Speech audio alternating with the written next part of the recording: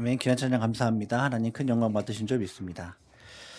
네, 우리 오늘 저녁 예배 시간에도 우리 하나님께서 함께 하셔서 또 은혜 주실 줄 믿습니다. 생각해 보니까 오늘이 3일밤 예배 마지막 시간이더라고요. 그래서 그동안 3일밤 예배를 지켜오신 귀한 성도님들께 감사드리고, 무엇보다 우리에게 이 모든 예배의 처소, 그리고 건강, 환경, 그리고 무엇보다 신앙을 허락하여 주심에 그 하나님께 참 감사드리게 됩니다. 오늘 우리가 읽은 여호수아 16장 말씀은 여호수아 15장 말씀 다음에 나오는 말씀이죠. 15장 말씀에는 이제 유다 지파의 기업이 어떻게 분배되었는지가 이렇게 쭉 기록되어 있습니다. 그래서 유다 지파에게 하나님께서 약속하신 것대로 이루시고 또 유다 지파에게 큰 복을 주셨다는 것을 우리가 15장 말씀을 통하여서 알게 됩니다. 그리고 이어서 오늘 이제 16장에서도 이제 요셉 지파, 요셉 자손의 기업 분배에 대한 이제 기록들이 나오고 있는데요. 요셉 자손은 특이하게도 두 개의 지파로 구성되어 있습니다. 요셉의 두 아들 므낫세와 에브라임, 그 각각이 이제 후손으로 이렇게 쭉 지내게 되는 것이죠. 본래는 이제 야곱의 12아들이 한 지파 한 지파씩 맡게 되는데, 레위 지파 대신에 요셉의 두 아들이 각각 이제 지파를 잇게 됩니다. 그래서 이들 요셉 자손들, 그러니까 므낫세와 에브라임이겠죠. 그 지파들이 이제 다음으로 제비를 뽑게 됩니다. 유다 다음으로 이제 두 번째로 제비를 뽑게 되는 거죠. 이 두 지파가 출애굽 이후에 광야길을 가면서도 사실 분리되어 있습니다. 이 므낫세 지파, 에브라임 지파 이렇게 분리되게 이렇게 각각 지파를 이루어서 이렇게 행진을 했는데, 가나안 땅을 분배받을 때에 이걸 다시 하나로 묶습니다. 요셉 자손이라면서, 요셉 자손들이라면서 이 므낫세와 에브라임 지파를 하나로 이렇게 묶게 되는 것이죠. 왜 그럴까요? 이 두 지파가 각각의 이제 제비를 뽑아도 되는데 이 두 지파가 함께 모아서 이렇게 제비를 뽑게 되는 거죠. 그래서 17장, 우리가 보진 않았지만 17장 14절을 보면 이런 말씀이 나오는데, 요셉 자손이 여호수아에게 말하여 이르되 여호와께서 지금까지 내게 복을 주심으로 내가 큰 민족이 되었거늘 당신이 나의 기업을 위하여 한 제비 한 분깃수로만 내게 주심은 어찌함이니까 라고 이제 말씀합니다. 그러니까 우리 이제 두 지파인데 왜 우리를 하나의 제비만 뽑게 하냐, 뭐 이렇게 이제 이야기를 하는 거죠. 그래서 의도적으로 이 에브라임 지파와 므낫세 지파를 하나로 묶고 지금 이 이야기들을 쭉 끌고 나가고 있는 겁니다. 그러니까 자신들이 큰 민족인데 두 지파인데 왜 하나의 제비만 뽑게 하였을까? 이 기록된 바에 따르면 이 요셉 자손의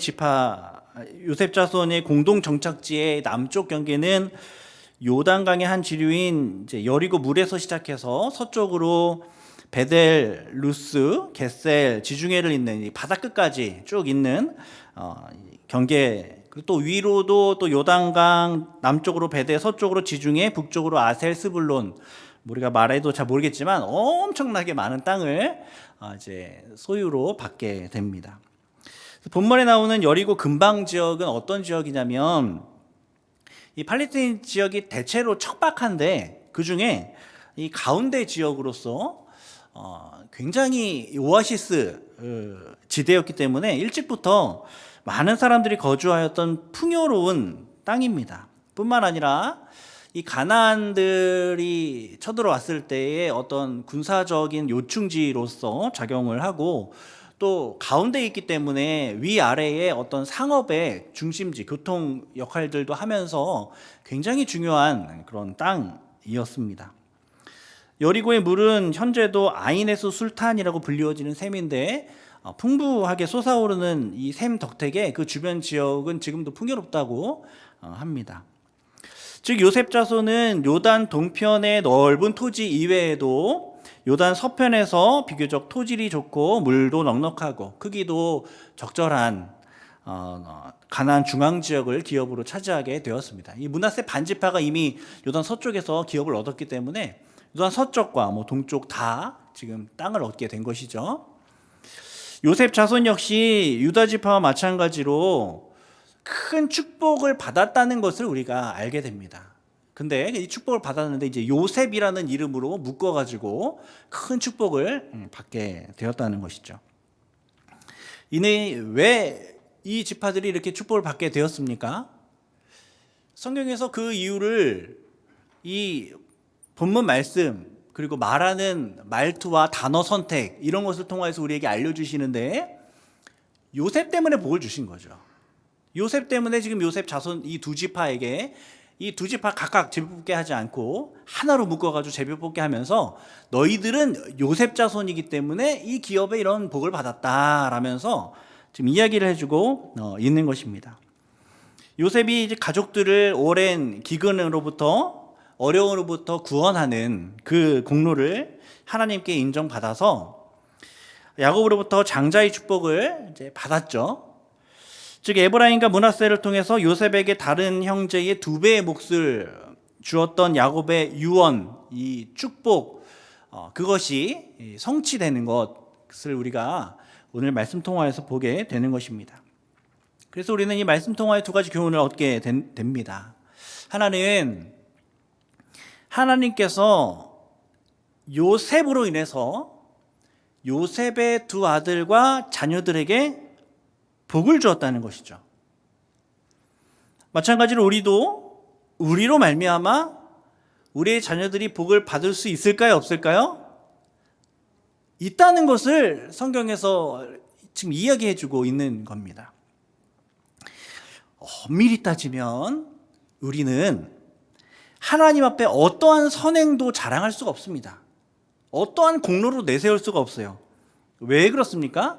우리가 하는 모든 착한 일, 우리 안에 일어나는 모든 선한 일들은 다 하나님께서 우리 안에 역사하셔서 일어난 일이죠. 하나님께서 마음을 주시고 하나님께서 우리를 새롭게 하여 주셔서 성령으로 일하여 주셔서 우리 가운데 어떤 선한 일들이 나타나게 된 거잖아요. 요셉의 힘으로 이 구원의 일들을 감당했습니까? 하나님께서 요셉을 사용하신 것이죠. 근데 요셉 통해서 복을 주신다는 거죠, 자녀들에게. 우리는 그저 이 하나님을 사랑하는 마음으로 하나님의 도구가 되어서 그 일들을 감당했는데, 그런데 하나님께서는 그 선행을 인정해 주신다는 거예요. 그 선행을 어떤 공로처럼 인정해 주셔서 우리에게 그것을 통하여 어떤 상을 주신다는 거죠. 하나님은 상 주시는 분이시거든요. 상을 주세요, 그렇게. 은혜로 선을 행하게 하셨잖아요. 그래서 우리가 우리 힘으로 한 게 아니에요. 하나님 우리에게 역사하셔서 선을 행하게 하셨는데 그것에 또 상을 주시는 분이시죠.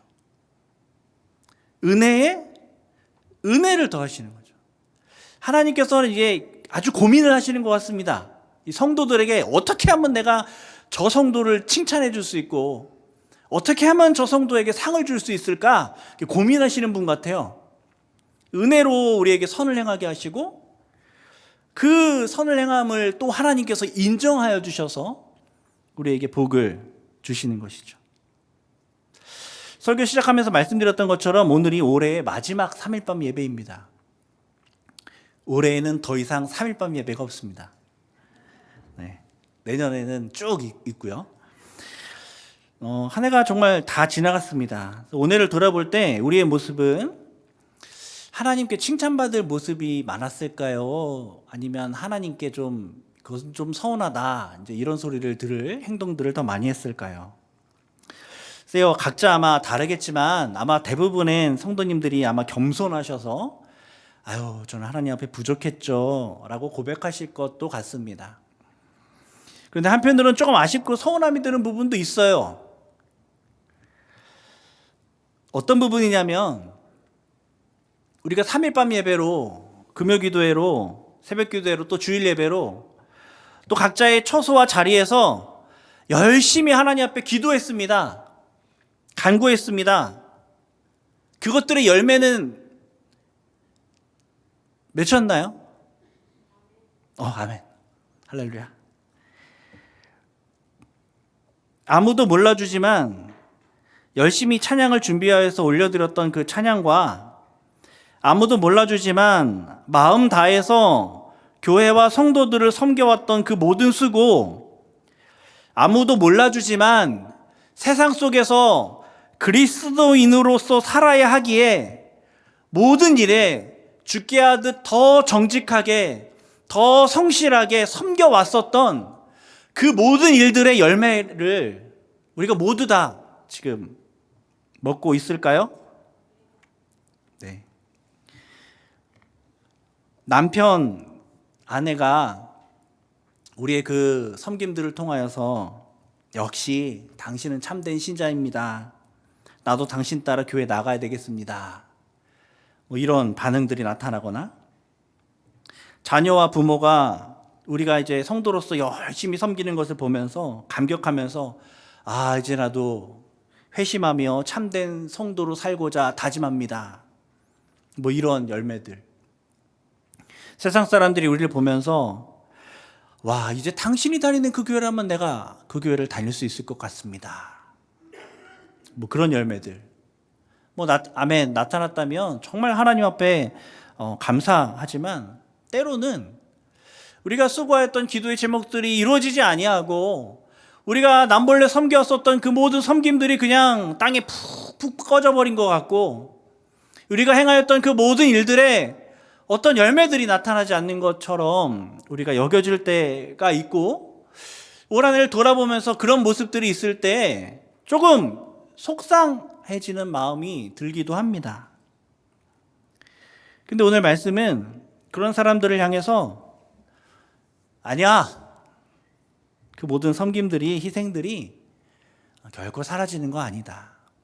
요셉이 수고하였던 그 모든 섬김들이 그냥 사라졌던 것이 아니다.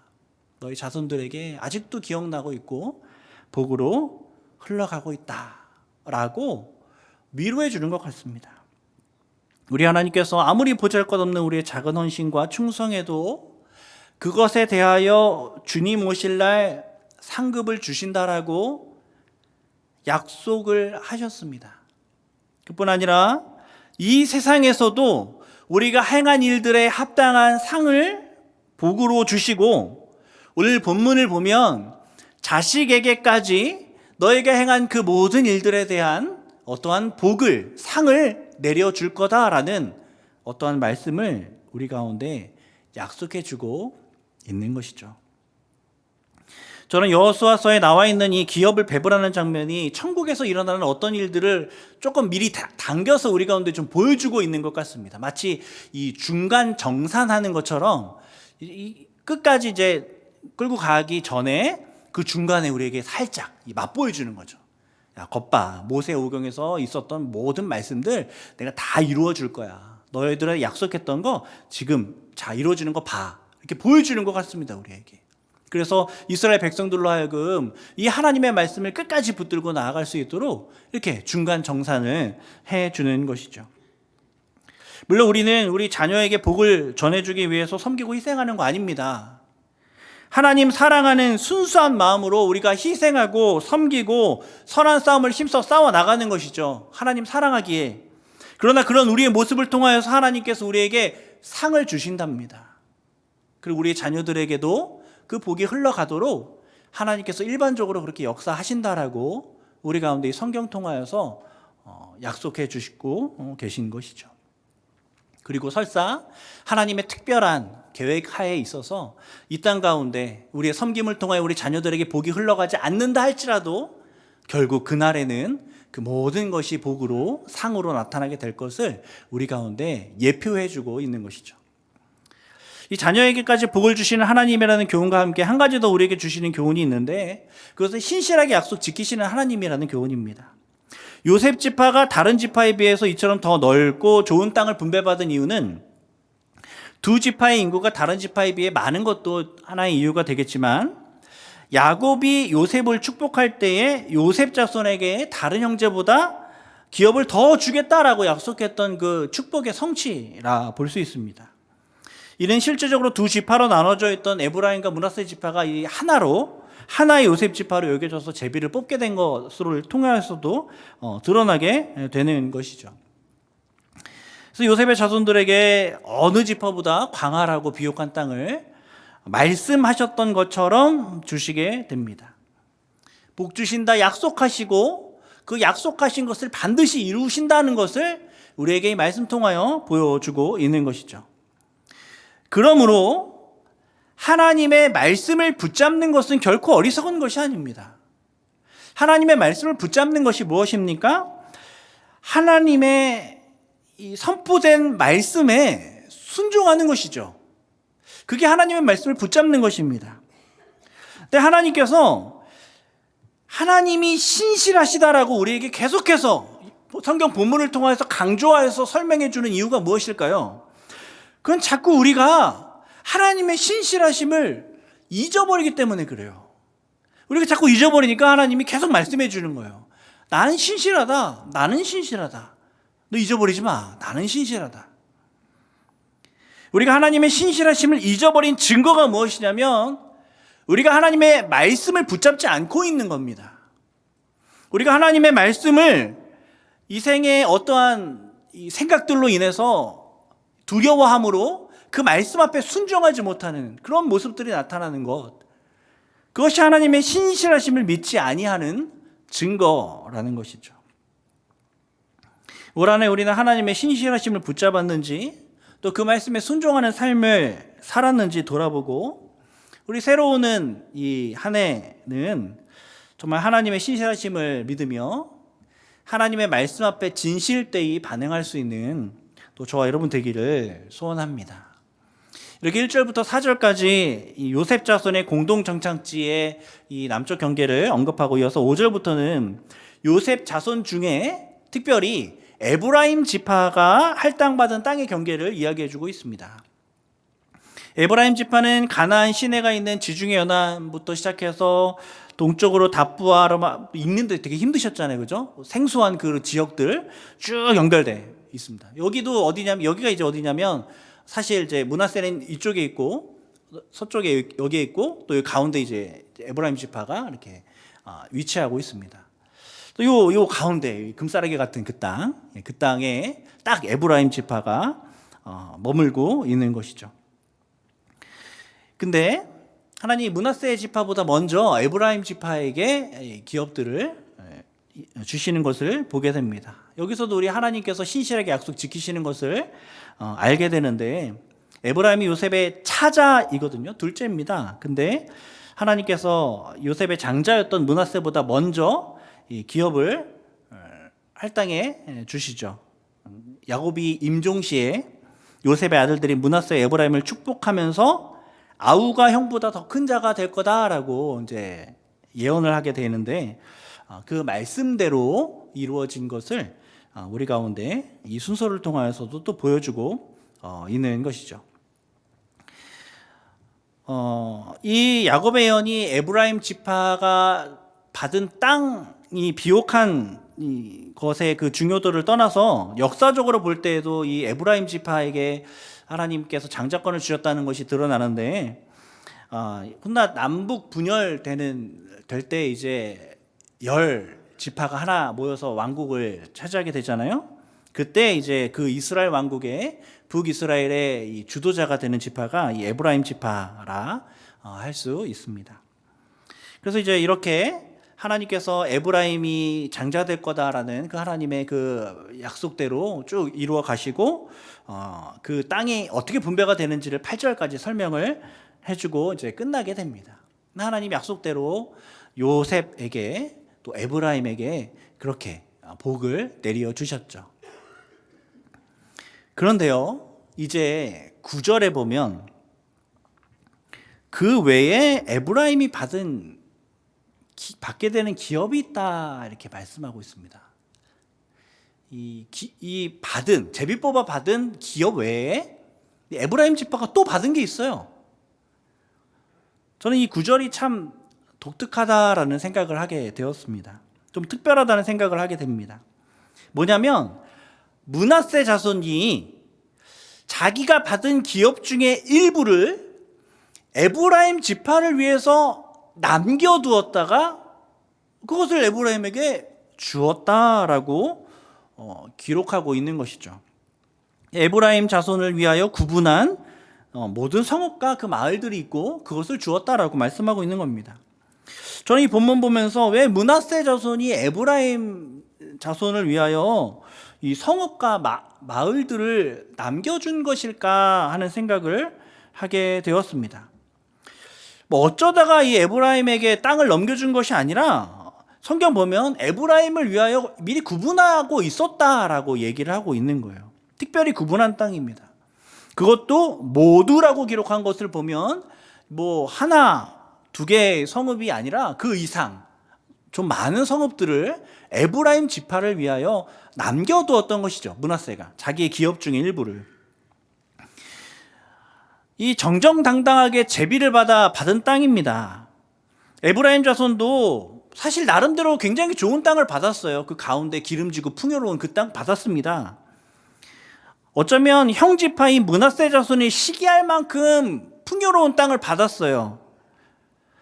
그런데 므낫세 자손이 그것을 시기하거나 질투하기는커녕 하나님으로부터 정당하게 받은 자신의 땅의 일부를 이 에브라임 지파에게 양도하고 있는 겁니다. 이게 굉장히 큰 양도라 할 수 있거든요. 왜냐하면 이 이스라엘 지파에게 이 땅이 굉장히 중요합니다. 굉장히 중요합니다. 13장부터 19장에 이르기까지 많은 분량 이 기업이 어떻게 분배되는지를 쭉 다루고 있거든요. 이 땅은 한 번 받으면 대대손손 그 자손들에게 이어지는 땅입니다. 이 땅은 너무너무 귀하고 소중한 땅입니다. 그런데 이 땅을 에브라임 자손에게 남겨준다. 왜 그랬을까? 이 많은 학자들이 그 이유를 사랑이라 해석하고 있습니다. 에브라임 자손을 향해 배려하고 사랑하기에 그 땅을 양도해 준 것이죠. 백성의 지도자인 여호수아조차도 이미 므낫세가 받은 제비 뽑은 그 땅을 함부로 할 수 없습니다. 그러면 반란이 일어나겠죠. 그러나 이 므낫세는 이 법 규범을 초월하여서 사랑을 베풀고 있는 듯 보입니다. 형제를 위해서 자신의 것을 나눌 법적인 의무가 없음에도 불구하고 형제를 사랑하는 마음으로 자신의 것 중에 일부를 남겨두었다가 그것을 주는 것이죠. 이 일은 정말 몇 안 되는 이 기업을 분배하는 과정 가운데 나타난 참 아름다운 일들 중에 하나입니다. 어쩌면 이 일로 인해서 다른 지파들의 이 땅에 대한 이기적인 욕심들이 조금 수그러들었을지도 모르겠습니다. 자신의 지파뿐만 아니라 다른 형제 지파들도 돌아볼 수 있는 마음의 여유를 이 일들을 통하여 어쩌면 갖지 않았을까 하는 생각을 해보게 됩니다. 세상의 빛과 소금이 되는 것, 세상을 변화시키는 것, 하나님의 나라를 확장시키는 것, 그것을 할 수 있는 유일한 도구는 사랑인 줄 믿습니다. 이해할 수 없는 법을 초월하는 그러한 사랑은 이 세상을 찬란하게 빛나게 해주죠. 그리고 이 세상은 아직 살만한 곳이구나 라는 것을 느끼게 합니다. 이 강력한 도구를 가장 유용하게 사용하신 분이 바로 하나님이시죠. 우리를 구원하실 필요가 전혀 없으신 하나님께서 법을 뛰어넘어 낮고 천한 몸으로 이 땅에 오실 필요가 전혀 없으신 하나님께서 법을 뛰어넘어 오신 겁니다. 자신의 몸을 십자가 위에서 찢기실 필요가 전혀 없으신 하나님께서 그 모든 법을 뛰어넘어 우리를 향한 사랑으로 이 모든 것을 감당하신 것이죠. 높고 영화로우신 하나님께서 더럽고 추악하고 하나님을 대적하는 데 열심을 내고 있는 이 세상을 위하여 독생자를 내어 주셨습니다. 우리가 고백하는 것처럼 이 벌레 같은 날 위에 주님이 보혈을 흘려 주신 것이죠. 그리고 그 사랑이 우리를 이 자리에 있게 만들었습니다. 그 사랑이 사실 우리를 변화시켜서 우리로 믿게 하셨고 하나님을 사랑하게 하셨습니다.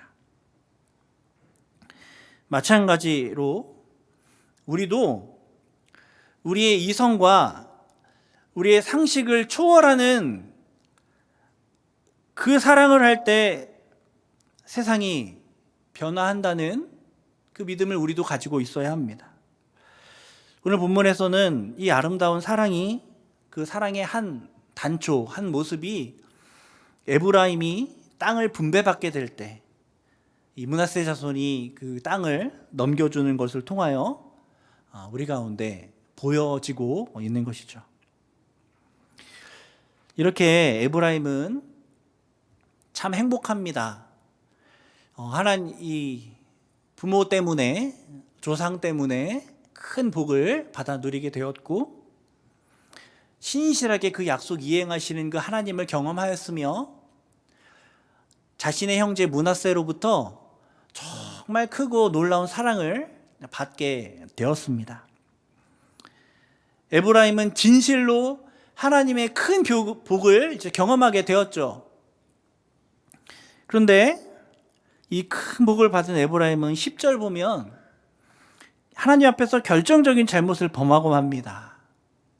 그것은 바로 하나님의 명령을 거역하고 가나안 사람을 그들의 종으로 부린 겁니다. 하나님께서 신실하게 언약을 지켜주시고 에브라임은 넘치는 사랑과 은혜를 경험하였는데, 그런데 그 사랑을 받은 그 에브라임은 하나님의 명령을 거역하고 가나안 사람을 종으로 부리게 된 것이죠. 가나안 사람 왜 종으로 부립니까? 하나님이 종으로 부리지 말라 그랬는데 왜 종으로 부렸겠습니까? 자신의 편의를 위해서. 가나안족을 다 멸절하라 하신 하나님의 뜻을 정면으로 거부하는 것이죠. 에브라임이 힘이 없어서 그들을 물리치지 않은 게 아닙니다. 에브라임 충분히 힘이 있음에도 불구하고 이들을 자신의 편의를 위하여 종으로 삼습니다. 왜냐하면 농사 지어본 적 없거든요. 그런데 가나안 땅에 살던 그 가나안 거민들은 농사 잘 짓거든요. 그래서 그들이 아주 쓸모있는 종이 되는 겁니다. 이 땅의 기후와 토질과 농사법, 이 가나안 거민들 다 잘 알고 있거든요. 이들의 노동력도 아주 중요한 자원이 됐겠죠. 그래서 에브라임은 이들을 자신들의 종으로 삼기로 작정합니다. 하나님께서는 이스라엘의 부족한 수많은 모습을 감싸주시고 신실하게 약속을 지켜주셨는데 에브라임은 실리적인 이유로 하나님과의 약속을 너무도 쉽게 파괴하는 모습을 보여주고 있는 겁니다. 그런데 이 배은방덕한 에브라임의 모습 속에 너무 안타깝고 두렵게도 우리의 모습이 담겨 있는 것을 우리가 정직하게 고백하게 되는 것이죠. 하나님이 은혜로 주신 땅에서 하나님께서 주신 이 우리에게 사랑을 베풀어 주시는 이 사랑의 모든 관계 속에서 어쩌면 우리의 조상으로부터 시작된 이 귀한 승동교회에 머물며 살아가며 이 복을 누리며 어쩌면 우리는 하나님 앞에 신실하게 살아가지 못하는 죄를 짓고 있는지도 모르겠습니다. 하나님이 주신 양식 먹고 하나님이 주신 옷 입고 하나님을 대적하는 행동을 하고 있는지 모르겠습니다.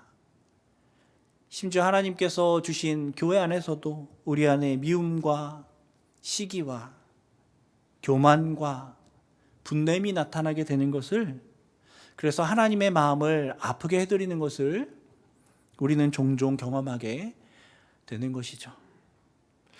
사실 이 배은망덕한 모습이 바로 우리의 모습인 것입니다. 하나님의 은혜를 받고 하나님이 주신 풍요를 누리면서 하나님을 영화롭게도 하지 아니하며 감사하지도 아니하며 오히려 썩어지지 아니하는 하나님의 영광을 썩어질 사람과 재물에 두며 피조물을 조물주보다 더 경배하고 섬기는 모습이, 그 로마서의 말씀이 우리 안에 에브라임과 같이 일어나게 되는 것 아닌가, 이렇게 두려운 마음으로 돌아보게 되는 것입니다. 말씀 정리하겠습니다. 오늘 에브라임의 복과 또 이후에 벌어지는 죄악에 관한 이 말씀은 우리를 위해 하나님께서 하시는 경고의 말씀이죠. 하나님께서 우리가 이 말씀 듣고 다시 이 은혜에 합당한 모습으로 살아가기를 하나님 바라시는 겁니다. 신실하게 약속을 이행하시는, 어떻게든 우리에게, 우리 자손에게 복을 주시길 원하시는 그 하나님 앞에서 이제 우리도 신실함으로 반응하라고 하나님께서 말씀하시는 겁니다. 이해할 수 없는 사랑을 받았기에 너희도 이해를 넘어서는 사랑을 하라고 하나님께서 우리에게 말씀해 주시는 것이죠. 이 말씀 통해서 은혜에 합당한 모습을 살아가 하나님 주시는 땅에서 하나님의 사랑 경험하는 저와 여러분 되기를 간절히 소원합니다. 기도하겠습니다. 아버지 하나님, 하나님 우리의 목자 되시고 또 우리의 사랑 되셔서 우리를 지금까지 지키시고 보호하여 주시며 수많은 은혜와 복 가운데 살아가게 하심에 감사드립니다. 주 하나님, 우리가 받은 은혜 기억하며 하나님 앞에 이제 우리도 신실함으로 살아가기를 원합니다. 하나님이 이해할 수 없는 사랑 우리에게 베풀어 주셨사오니 이제 우리도 이해를 넘어서는 그 사랑으로 주변의 사람들을 섬기고 하나님을 섬기는 우리의 모습 되게 하여 주옵소서. 올 한 해 잘 마무리하게 하시고 내년에는 더욱더 하나님께 영광 올려드리는 우리의 모습 될 수 있도록 은혜 베풀어 주옵소서. 말씀하신 주님께서 우리 가운데 역사하실 줄 믿고 감사드리며 예수님 이름으로 기도드립니다. 아멘.